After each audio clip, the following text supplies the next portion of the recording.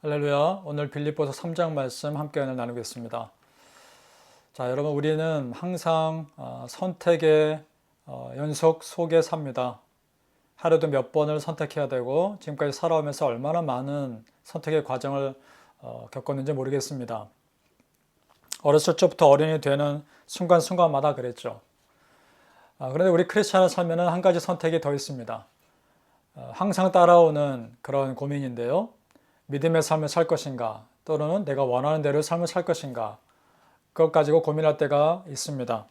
그런데 한번 생각해 보죠. 만약 두 가지의 삶을 놓고 고민하게 된다면, 고민한다는 것 자체는 두 가지 다 그 사람에겐 중요하다는 거 아니겠습니까? 어느 거 하나가 절대 우위를 차지한다면 고민할 필요가 사실은 없는 것이죠. 절대 가치와 상대 가치를 구분할 수 있다면 그 사람의 삶은 상당히 심플해질 겁니다. 왜냐? 절대 가치에 온전히 다 집중할 수 있기 때문입니다. 바울 사도는 자기의 삶에 대해서 분명한 기준을 가지고 있었던 사람입니다. 바울 사도가 예수님 믿기 전에 어떤 삶을 살았는지 기록되어 있는데요. 5절과 6절입니다. 내가 8일 만에 할례를 받고 이스라엘 족속이요 베냐민 지파요 히브리인 중에 히브리인이요 율법으로는 바리새인이요 열심으로는 교회를 박해하고 율법의 의로는 흠이 없는 자라. 어떻습니까? 바울 사도가 예수님 믿기 전 그는 유대교에 아주 충실한 사람이었습니다. 그도 역시 바리새인이었고요.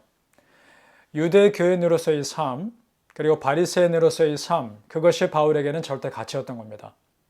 그래서 예수님 믿는 사람을 잡아다 죽이는 데까지 내놓는 일에 열심이었던 것이죠. 그래서 예수님 믿는 사람 잡으러 가는 그 다메섹 길에 예수님을 만나 예수님 믿는 사람으로 바뀐 거죠. 자, 그가 예수님 믿은 후에 어떻게 바뀌었나 보시죠. 7절과 8절입니다. 그러나 무엇이든지 내게 유익하던 것을 내가 그리스도를 위하여 다 해로 여길 뿐더러 또한 모든 것을 해로 여김은 내 주 그리스도 예수를 아는 지식이 가장 고상하기 때문이라. 내가 그를 위하여 모든 것을 잃어버리고 배설물로 여김은 그리스도를 얻고 라고 되어 있습니다. 어떻습니까? 바울의 삶의 가치관이 완전히 바뀐 겁니다. 그러니까 예수님 믿은 후에 바울 사도에게 있어서는 믿음의 삶이 절대 가치가 된 것이고요. 그 이전의 삶은 상대 가치가 된 것입니다. 그리고 그 절대 가치의 삶에 자기 온 인생을 다 바치죠.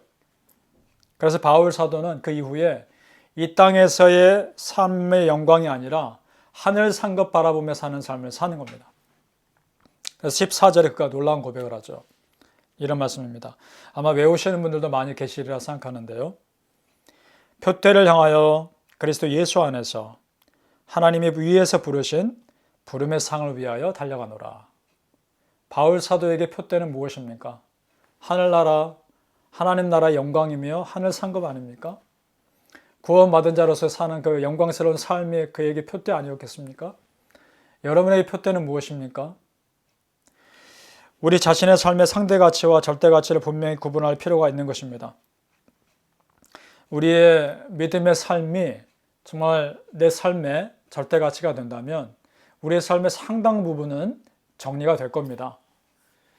우리 에베소서에서도 보았듯이 남편과 아내의 관계, 부모와 자녀의 관계, 주인과 종의 관계, 다른 사람들의 관계에서 예수님을 믿는 삶이 내 삶의 절대 가치가 되면 다른 삶도 그에 맞추어 정돈이 된다는 것입니다. 바라기는 우리 성도님들 삶에 있어서 어떤 주저함도 없이 예수님 믿는 삶이 절대 가치가 되시기를 예수님 이름으로 축복합니다. 우리가 진정으로 바라야 할 것은 여러분 이 땅에서의 영광이 아니라 저 하늘나라에서의 상급인 줄로 믿습니다. 여러분 믿으십니까? 우리가 하늘 상급 바라보며 살 수 있는 근거는 우리의 신분이 천국에 있기 때문임을 믿기 때문입니다. 바울 사도가 그것을 고백하죠. 20절에 그러나 우리의 시민권은 하늘에 있는지라 거기로부터 구원하는 자 곧 주 예수 그리스도를 기다리노니. 우리의 시민권은 저 하늘나라에 있는 겁니다. 다른 성경에서는 우리의 본향은 하늘나라라고 말씀하기도 합니다. 영원한 천국이라는 거죠. 이걸 생각할 수 있다면 세상 것에 연연하지 않을 수 있겠죠. 근데 과연 우리의 삶에 중요한 것이 무엇인가 다시 한번 생각해 보았으면 좋겠습니다. 지금 여러분 삶에 가장 큰 이슈가 무엇입니까? 가장 중요한 것이 무엇입니까? 보이는 삶이 우리 삶에 밀접하게 연관되어 있는 것 같아서 보이지 않는 삶에 민감하지 않을 수 있는데요. 여러분, 우리가 조금만 더 기도하는 삶을 살게 되면 보이지 않는 삶이 오히려 내 삶에 굉장히 실제적으로 영향을 미친다는 것을 깨닫게 될 겁니다. 고린도 후서에 이런 말씀이 있습니다. 우리가 주목하는 것은 보이는 것이 아니요 보이지 않는 것이니 보이는 것은 잠깐이요 보이지 않는 것은 영원함이니라. 보이지 않는 것이 더 크고 놀라운 세계이고 더 실제적인 세계라는 겁니다. 그러니까 여러분, 우리는 지금 보이는 세상에서 보이지 않는 것에 영적인 투자를 할 필요가 있습니다. 이것은 하루에 내 삶의 몇 퍼센트를 말씀과 기도의 삶에 투자하느냐의 그런 문제가 아닙니다. 삶의 방향의 문제이고 삶의 자세의 문제인 겁니다. 기본적으로 내가 하늘에 속한 사람이라는 것을 하루 종일 인식하며 사느냐의 문제인 것입니다. 이건 완전히 다른 것이죠. 여러분, 우리의 시민권이 하늘에 있다는 것을 항상 기억할 수 있기를 축복합니다. 바라기는 우리 성도님들, 예수님 믿는 삶이 여러분 삶에서 절대 가치임을 믿으시기를 축복합니다. 그리고 우리가 하늘에 속한 사람이라는 것, 그걸 항상 의식하며 그런 의식 속에서 다른 사람들과의 관계를 대할 수 있기를 예수님 이름으로 축복합니다. 기도하겠습니다. 아버지 하나님, 우리의 삶에 있어서 지금 내 삶에 가장 중요한 것이 무엇입니까? 내 삶의 가장 중요한 가치가 어디에 있습니까? 아버지 하나님, 하늘나라 상급 바라보게 하여 주시옵소서. 하늘나라 영광 바라보게 하여 주옵소서. 내 삶의 표대가 눈에 보이는 것이 아니라 보이지 않는 영원하고 거룩한 하나님 나라의 삶이 되게 하여 주시옵소서.